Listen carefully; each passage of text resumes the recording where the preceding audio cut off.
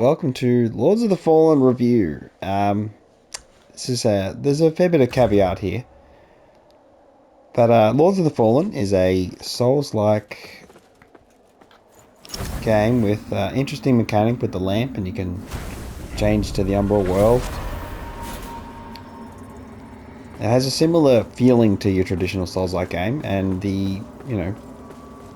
similar style, it must be said, but with the unique twist of the Umbral world and the real world, and you traveling between them and accessing different areas and hidden things and seeing the world in different ways.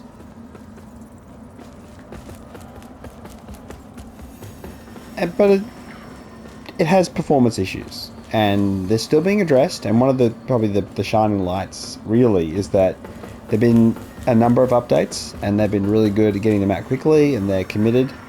So let me just go back.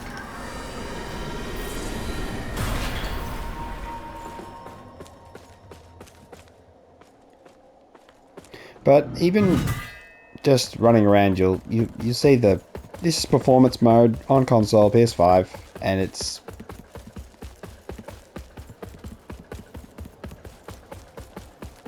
just a little off, and then in some areas it's worse. So I'll run into some combat, and then I'll sort of discuss it a little more. Having said that, the online it's still a long way away from being good. And this may be somewhat due to my location, being in Australia, but I think it's more to do with the way the game is. Its performance issues are like hyper... they're massively exaggerated. They show much more in multiplayer, online multiplayer. When you join someone else to help them, you'll often have these massive hitches running into each other through doors, obstacles, getting trapped behind things, getting stuck, trying to hit enemies, and the hit's not confirming, so you're having this, not sure if you've actually hit an enemy or not. This big delays. It's not smooth at all, even though it's touted as being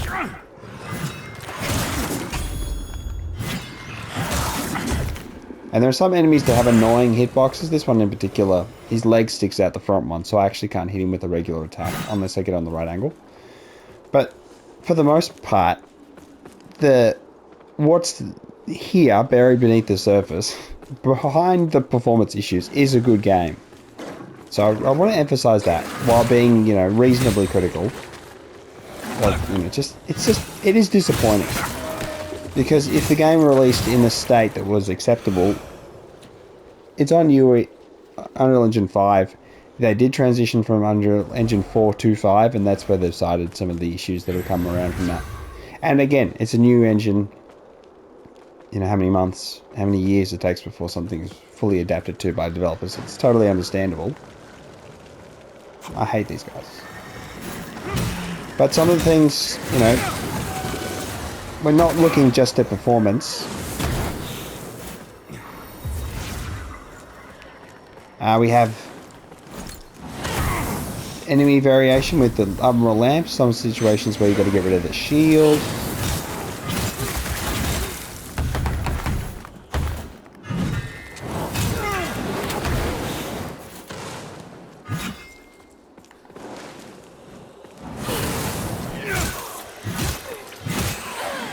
Let's go back to base and I'll talk some more. Yeah, there is interactive parts of the game with the lamp, which is really good, which is going through doorways that are open in the Umbral but closed in the real plane, and interacting with objects to open doors, and some puzzle solving, basic puzzles, nothing too crazy, and hidden objects, and there's a lot of depth in the game and the world and your interaction with it, which is really nice. And there's the quest lines with NPCs that are appropriately Souls-like vague, so you do have to look up guides for some of them, unless you're a super sleuth. So for me, I've still got side quests. I've got no idea where they're trying to tell me to go. I'm like, go climb a tower, and I'm like, what are you talking about? So I'll have to look them up, but it's one of those ones where you do feel like looking it up. You do feel like you want to see where they go. But that said, the characters to me aren't that amazing. But then again, on the first playthrough, sometimes it's easy to sort of miss the significance of them. But having multiple endings, multiple different final bosses, is something that I think, when the game's performance issues are fixed, will be really appreciated. I feel like this is a game that's going to be really, applauded in the long run once it's fixed. It's just a question of, like, you would have seen it as I'm just running around. You could just see it as I'm transitioning between areas. There's kind of hitchy load zone stuff, which is weird. Like, I wasn't even going that far, and it's just...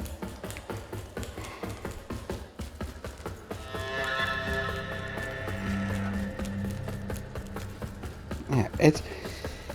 But, yeah, so there's fundamentals that are great. I do wish you had more ring slots, to be perfectly honest. I feel as though it limits your choices. You got your, your amulet slot. Your items, usable items, is pretty much... It's all pretty similar to what what you'd expect.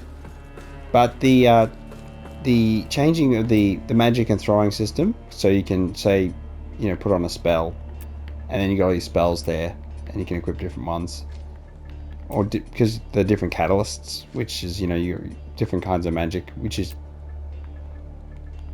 all the good stuff. So you can do like the radial, and then when you switch to the thing, you can do spells.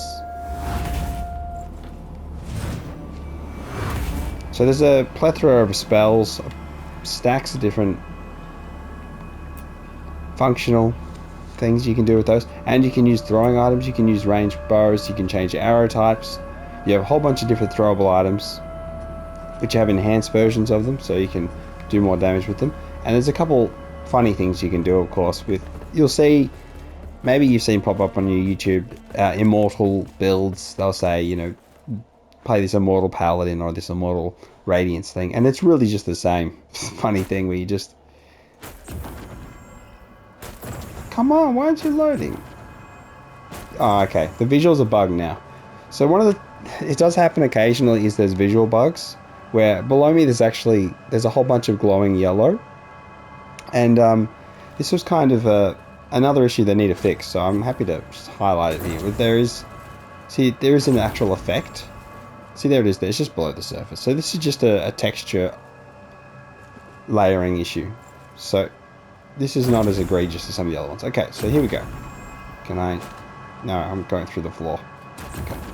Oh, through the floor. So this ability...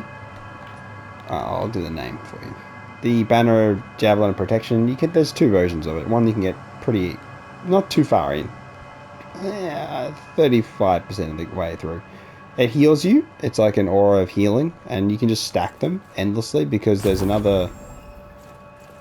there's an ability you can put up. You have rune slots on your weapons, which is something that I think is a nice addition. And there's an ability you can have on there where... is it for the rune slot? I'm pretty sure it's the rune slot. So here's the blacksmith. The blacksmith is a tricky thing. You have to look up where to find it. I had to look up where to find it.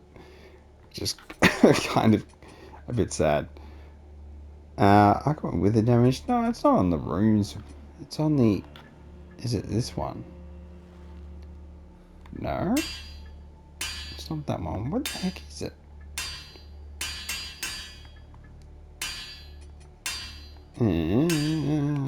Look at all the stuff. Look at all the weapons. So many different weapons. It's crazy. Oh, it's the lamp. That's what it was. Okay, let me show you. So, your lamp can be customized. As long, your weapons are customized. You have different rune slots to put in your shield. It actually has a really good function. You can put a lot of different slots into some of the more unique shields. So let's go to the umbral. And we've got this vendor. And so we have socketing umbral eyes. So one of the fun things you can do is use ranged weapons without ammunition, but at the cost of withering your health. So one of the things I didn't notice was there's a primary slot and a secondary slot for the eyes. So all the abilities are like, they have two different ones in their main sockets. So I thought they had two abilities, but they've only got one. It's not the best explained at times. I do feel a lot of the game you do learn over time. It does flood you with information at the start, and then you get overwhelmed and you miss a few things. So it's one of those ones where, watching videos where they sort of go, let's just go like, yeah, windmill's fine. Where people explain, oh, this is what you missed in Act 1, this is what you missed in this different area, and these are the hidden tips. All that stuff will do well. You'll be tempted to watch it after you start the game, because you'll be like, oh, I missed that, or something I don't understand. And that's fine. Having that depth is a good thing. I think some games are overly simple.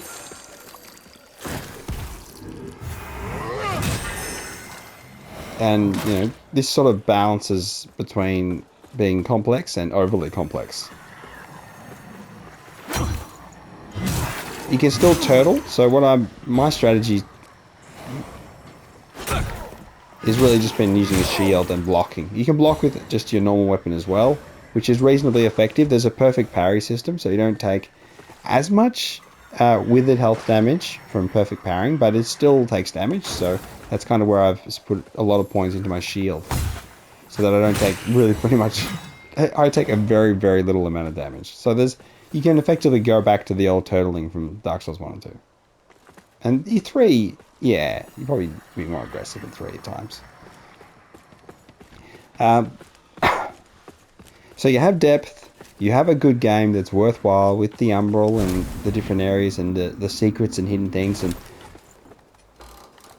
and all the different armor, and some of them are really cool. And you can also change the colors. You have whole color sets, and you can I'm just doing apply to all, but you can do different for each piece.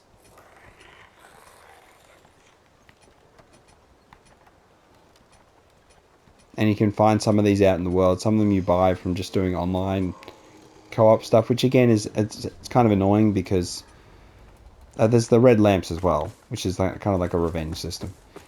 It's a little annoying that the online has such poor performance that it makes me not want to do it. But you can, you have the beckoning, so you have someone to help you. And then you got accompanying, so you want to help other people. The enemy tether range is quite long, so this is one thing I wanted to show you right there. The enemy was actually quite far, and he was walking up towards me. So they do track you a long way. That's one thing the developers have talked about trying to ease up on, so that when you run through sections, they don't just follow you the whole way, which they do. So there are lots of instances where there's a whole gang. So let's go to one where it's a whole gang.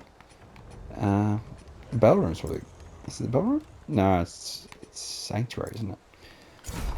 There are instances where there's lots of enemies, and the developers again have talked about limiting the number of enemies until the New Game Plus, and then even having New Game Plus modifiers and all sorts of good ideas. They've got a whole bunch of just things that most people have thought of, and they've gone, oh, they can actually implement it. So there's lots of great possibilities for the future of the game. So it's kind of where I don't want to recommend you buy it now. I want to recommend you buy it later.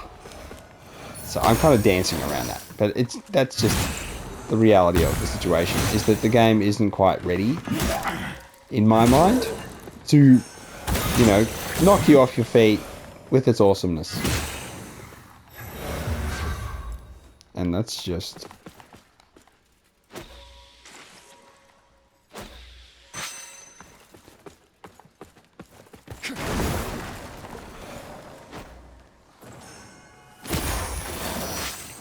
So you can manually aim as well. You don't have to just lock on and throw. But for the most part, you won't worry about that. You'll probably just be...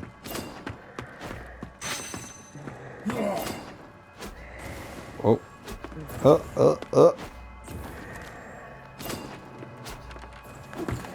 That was so bullcrap.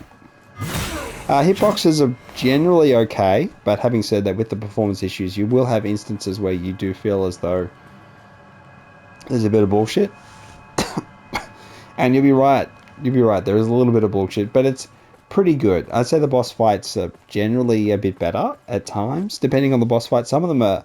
There's a couple of boss fights that are just tedious.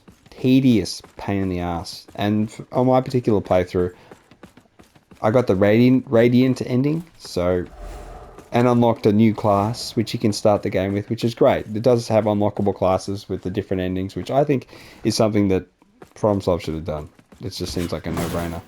There's a lot of things in Lords of the Fallen which just seem like absolutely intuitive evolutions of the series of the Souls like genre itself, and you're just like, oh, okay, that makes sense. Why didn't they do that already? So hopefully, FromSoft can actually, have a look at it and go, wait a second, there's actually good ideas here. Having said that, I do think the Lies of P refilling your health through just hitting enemies, so you have that last heal. I mean, you can regenerate one more heal. I think that system is something that Lords of the Fallen should have taken as well. They look at that and go, oh, that's a good idea too, because that sort of rewards just keep going, you keep exploring, you keep pushing forward, you don't run back to somewhere to save. But they've got the multiple seedbed little mini save locations, which some of them are baits, so they make you waste your precious resource of your umbral seed. I'll show you the umbral seed.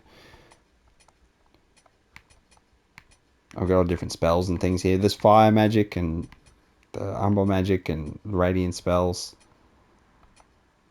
We've got all the different rings here. Some of them better than others, of course. And you got item discovery and more vigor, which is your runes or souls or whatever you want to call it. You got your key items here. I'm just spoiling the game. Look away. Which one was it? Yes, we've got our eyeballs.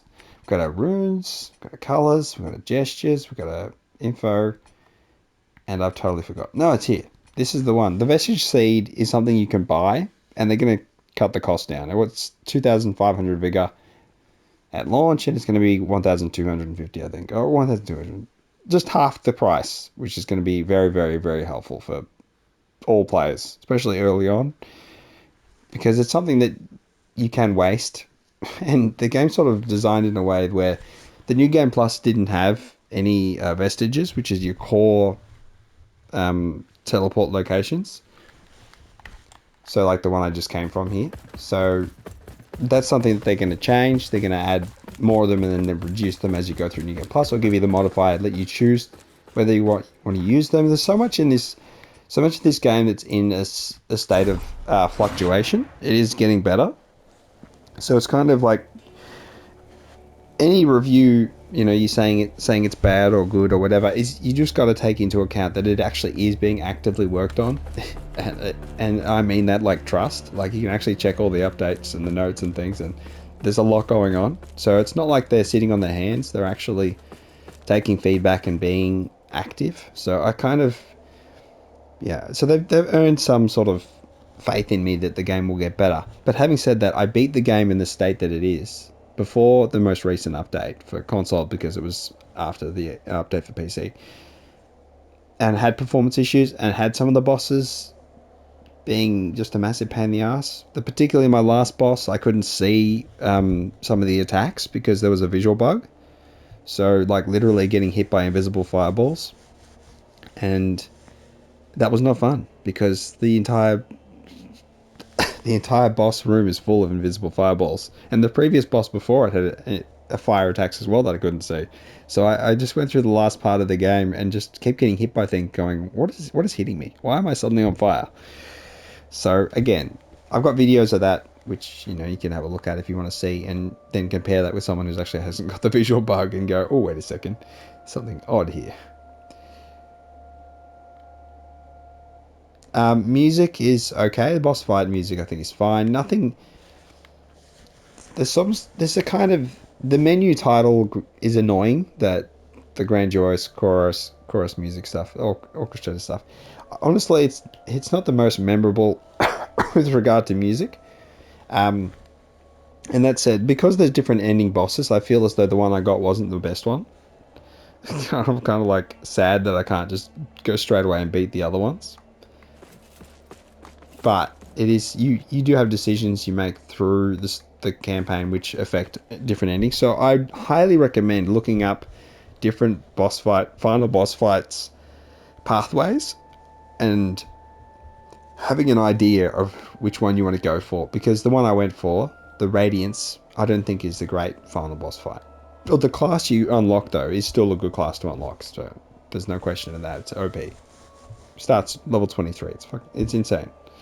But there are a number of steps, number of things where you only realize, oh, I wanted to try that one, and you go, oh, I've gone too far. So you progress halfway through the game, 60% of the way through the game, and then you look up how to do the different endings because you find something that goes, oh, there's a different thing there. Or maybe that'll give me a choice. And then you look it up and go, oh, I've already gone past the point of no return, which is a little annoying. But it's, I suppose, good that it's punishing in that way, that it doesn't allow you to just, skate your way through and then pick whatever ending you like. There is work that has to be done, decisions that have to be made in a certain way, and characters you need to interact with and things you need to do in order to get these endings. So there is a reward for your hard work, research, and learning about the game. So you do get more knowledgeable. One of the things, though, for me, which is I turned to turtling with the shield because I picked a bad weapon. So my weapon is the Hammer of Holy Agony, and honestly, it's trash.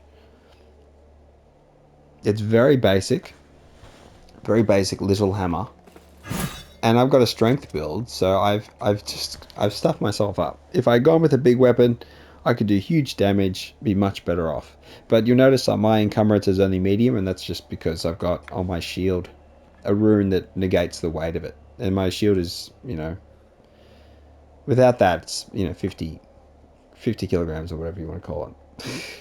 It's heavy as hell. So that was one of the things. Consumable items, I sold most of them through the run. I didn't use any of the ones that gave you, like, early on I did try and do some umbral powering or wither power on some of the weapons, but most of the time I didn't use any of these. I didn't feel the need to use them. Kind of like Elden Ring, you get stacks of them, and I never used them in Elden Ring either, except for the boluses when you're in the Lake of Rot, unless you got the special spell, which I didn't grab on my first run through, so I was pretty silly. I just didn't know. All the weapon variations are nice, all the stuff you'd be used to. Bleeding doesn't work like it does in Elden Ring, unfortunately, so you can't just obliterate enemies with it. It does make them take more damage, but it's not massive, unless you full spec on the right rings and things. There's lots of different weapons. I'm spoiling them all. Look at them all. And then different shields and cool stuff and different bows if you want to do bow stuff. Ranged, I feel as though with the setup I have now with that umbral lamp eye socket where you just have unlimited use because you're going with it health. Alright, we could use this one.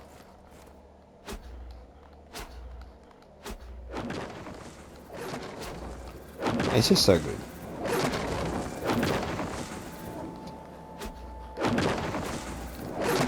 So you will see people doing a bow run eventually. That'll be a new game plus run though, because once they get this ability, then they can do it. So it just costs me health. So the withered health is something you can earn back, and it's very generous in letting you. All you have to do is hit the enemy a couple times, depending on how much bonuses you have to getting withered health back. And then you can get your health back, and then as soon as you get hit, you lose it again. And in Umbral, it goes straight to withered health. So it's one of those things where you got to be careful. You can be killed. Even the normal average enemy can kill you quite quickly. The danger is always there. Even if you grind for levels, you'll never outscale the enemy to the point of making it way too easy. It's just that each of the areas is somewhat within a range of levels, and the bosses all scale to you.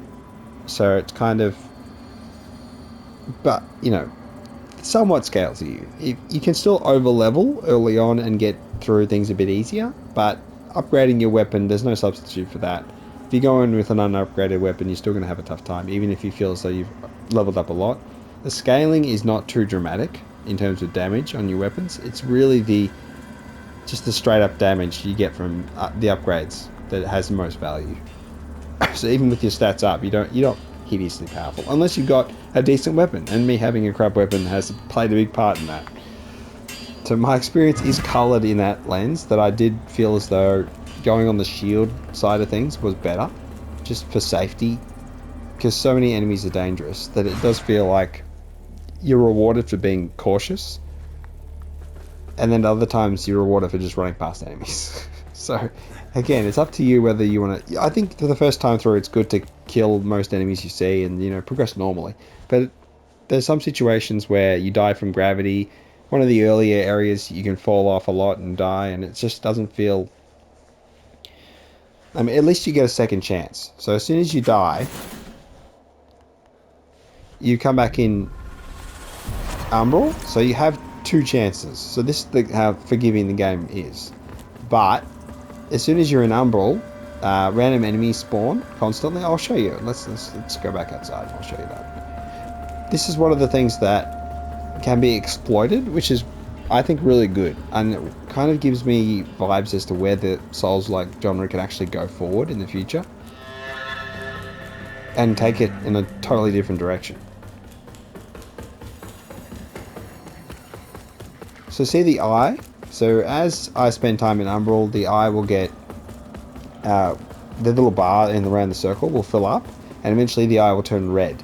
And when the eye turns red, an evil Reaper doodles, I can't remember what he calls it, Soul Flayer or something, will summon, and he'll try and kill you. And you can kill him for 25k vigor if you're, really, really good, you know what you're doing, and you got a decent weapon, or you're just patient. But it's much better just to, bug out the AI and farm rooms anyway. So as you hang around though, enemies will spawn, which they're not spawn. Where are they? Should better see. Come on. And they'll spawn endlessly, all these little trash mobs, and they get stronger as the gauge fills up, and there's 3 little indicators. So by the third, see, look, here you go. So it'll summon these basic dudes, which depending on which area you're in may have, less health, and like here they're not going to have much health, they're fine. But there are a couple of different variations. Enemy variation throughout the whole game, though, is a question you could ask, because I feel as though some of the mobs are in later areas that they probably shouldn't be. I feel as though they could have gone with less enemies and just had the more unique ones, which there are unique ones.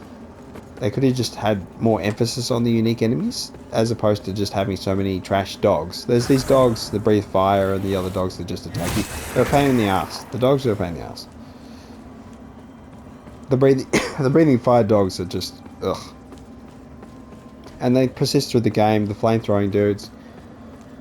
The two-handed axe dudes, they're in the final area as well as the start area. So it's kind of, I do feel as though they need to look at that, at the variation, and be a bit more, either less, but make them more interesting, or just use, they've got interesting enemies. They just need to use those ones. Or spin the variations of them a bit more, so they can take the enemies that they've already created and do more with them, make them more interesting, so they can have like a different, instead of having fire effects, they could have radiant effect or a wither effect. Give them something more variety in that sense, in the elements that they wield, and that would probably add a bit more. It just removed that feeling of repetition. Having said that, the bosses are really diverse. So here's a range mob. Let's go back before the Reapers spawn. I'm just going to take ages. I got with dread resistance, so it takes a while for it to fill up. Look at me run. There is a sprinting jump system you'll be familiar with, so it is a bit finicky, and in the early area you can fall to your death quite easily if you don't time it properly. And sometimes it doesn't jump, and it's a bit annoying because you have to have a certain amount of momentum. It's not. It could be better. Could be better. Oh, let me just.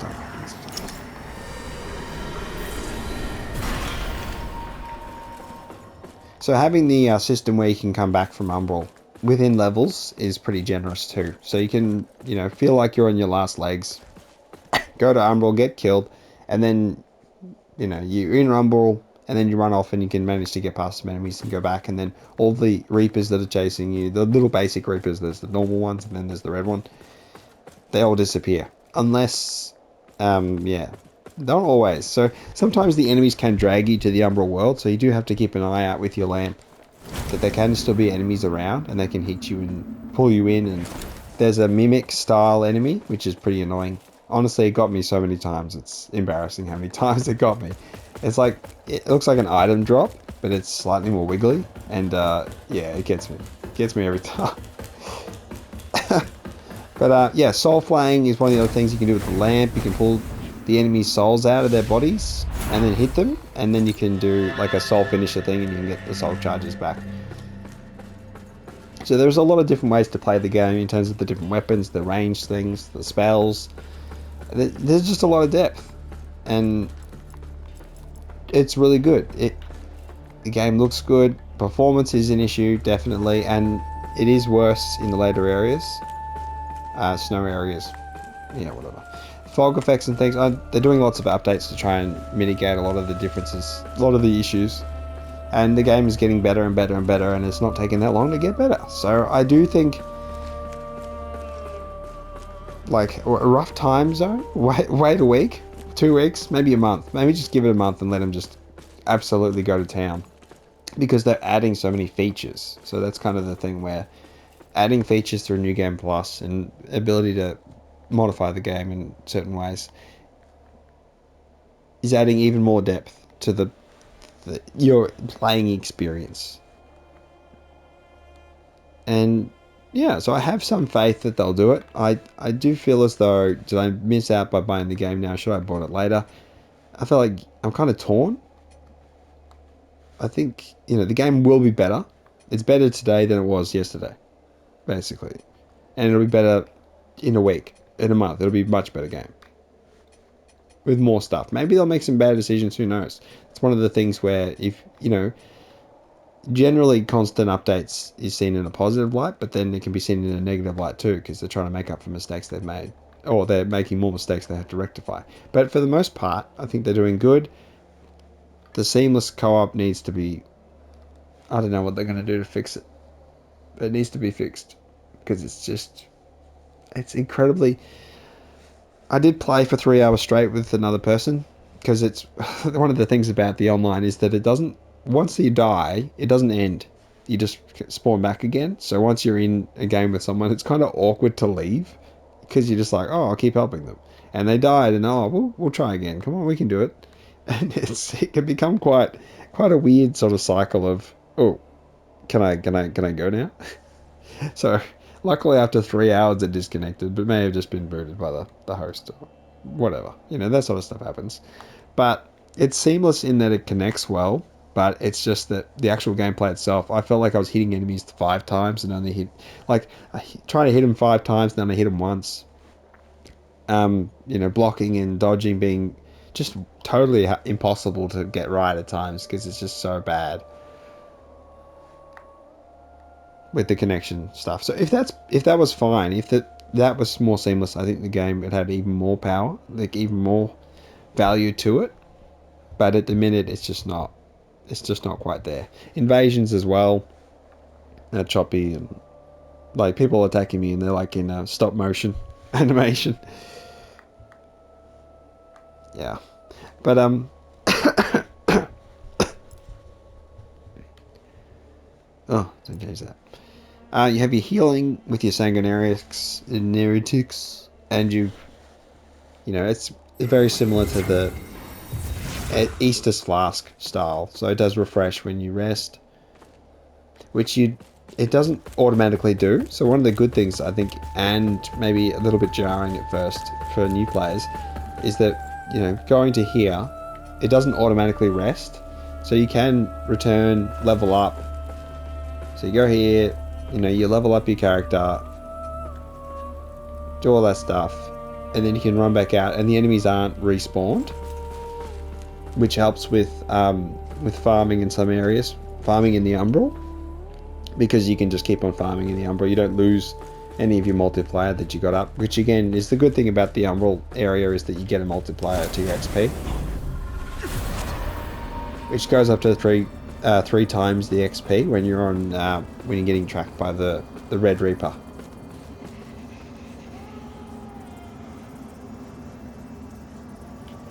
Look at those big things. Performance in the Umbral realm is an issue. So hopefully it's something that gets better. I do think the effects on the top and the bottom of the screen and the sides, you see the shadow effects on the exterior. I think they need to be. You need to have an option to turn them off because they're awful. So we've got performance mode. I can turn chroma calibration, but that's not the one I'm talking about. Got a lot of gameplay stuff, multiplayer. We could have more options, more accessibility stuff. I mean, that's just one of those things with modern games. You do have a map system, but it's like hints. Oh, I'm spoiling the game, aren't I? Not really though, because it's kind of confusing.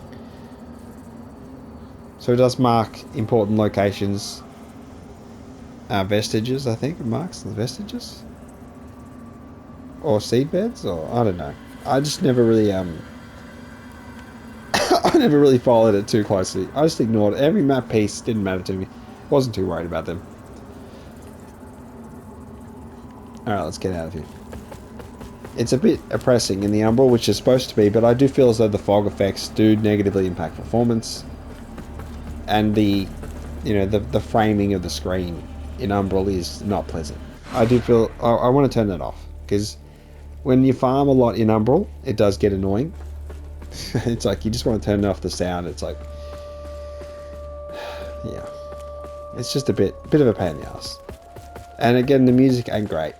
In the repetitive music, after a while, I mean, it's okay. You just get sick of it. Like, I'm sick of it already. But I'm like 50 hours in. So again, it's not a short game. So you're going to get 40 hours, depending on how good you are. I mean, I suppose it depends on what sort of build you go with. If you go ultra safe with the shield, I feel as though you can progress more consistently. But if you're trying to do, super skilled, locking, perfect parrying, and trying to mitigate the wither damage, or using spells and things, it changes. The game is very different depending on which starter class you choose. I feel as though it's a big decision. I went with the wretched one, the condemned. So I didn't have anything. Like, I just had a bucket. So that made it a bit harder. Honestly, it makes it harder. So it is important to pick a class that has a shield at least, or some decent armor. That said, you always take plenty of damage when you get hit. So even if, I got full tank armor. I have absolutely some of the best armor in the entire game, the heaviest armor with greatest physical resist, and yet I still take plenty of damage. Not as much, but it feels like the game is always a challenge. Depending on, again, I showed you the glitch. Well, it's not really a glitch. Maybe it'll get patched, where you can just spam the infinite heals on the ground. And you can just...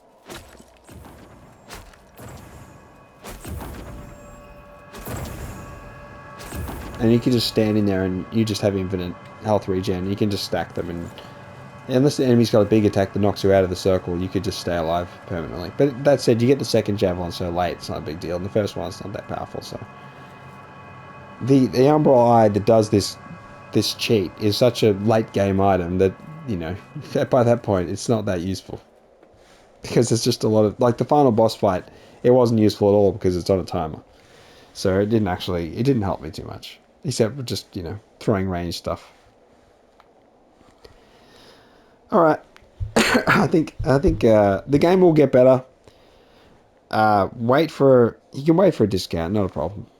You get good value for money. It's a longer game, more depth than Liza P.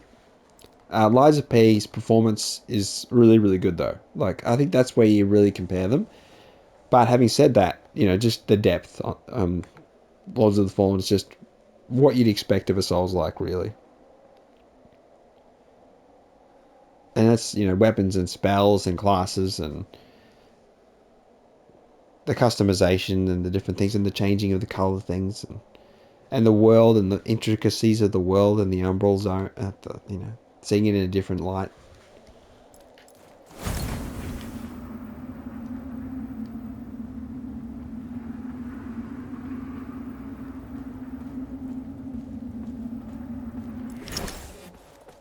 Yeah, it's all pretty damn... There's lots of secrets to uncover and all that sort of stuff. I do feel as though the characters could be more memorable. That's probably one thing I'm not quite as sold on. which is you level up through the vestige. You don't have to. There's not a person doing the leveling up, so you don't have like the waifu, like Dark Souls 3 and all that sort of stuff. So I do feel as though there's kind of a there can be a good thing to that as well, with the way that those systems sort of work. It sort of implies certain story developments, and this one sort of leaves things in a different. It has things in a different way, which is fine. It's got its own identity. I think. Yeah, it's definitely like I'd be more than happy to give it the 8 out of 10 if the performance issues were fixed. So it's like it's a 7 out of 10. Then they fix the performance issues. It's an 8 out of 10, maybe a 9 after they add all the stuff that they said they'll add, which they've already added some of it. So it's like the game will develop and get better and better, and I have faith in the developers, which is a rare thing. So take for that what you will. This has been my opinion. Frostify 10 on Lords of the Fallen. A game that had a lot of hype, and I think the hype will ultimately be deserved. But at the minute, it's still not quite there. And that's just performance and then learning about UE, Unreal Engine 5 and the transition and all that sort of stuff. It's understandable, but having said that, if they delayed the game by like a month, I think they could have absolutely knocked it out of the park. Yeah. One last comment before I finish up. There's quite a long, lengthy review where I discuss the game. Some of the boss fights, I feel like there's a contrast between the general gameplay and the boss fights. So the general gameplay, you have plenty of options. It's actually quite quick, a bit quicker and smoother at times than your regular Souls-like. It's quite dynamic. And then the boss fights feel as though they are much more traditional Souls-like boss fights, where every action you commit to can be punished. So you do have to take it like a rhythm game, where you have to do block, attack, attack, dodge, dodge, block, dodge, attack, block, attack, and then it's like feels like you're following like a set routine to get through the win. Again, it depends on your weapon and your build, but for the most part, you'll be up close and personal against big enemies, and then trying to get around the back. But that you're just better off, dodge. You're blocking, and then you take your withered damage, and you hit them, so you get your health back. Then block, and then hit them, get your health back. So there is ways to make the game seem very simple and not as dynamic. And I do feel as though they need to reflect on the boss fights going forward and go, wait a second, maybe we can take them in a different direction. But that said, there's lots of diversity in them. Some of them less, some of them more interesting. And I feel as though there's so many of them. It is good that there's so many, and so there is a plethora of them, and the hidden ones, and then the different final bosses. So it's all there. It's just waiting for you to explore it whenever you feel like it.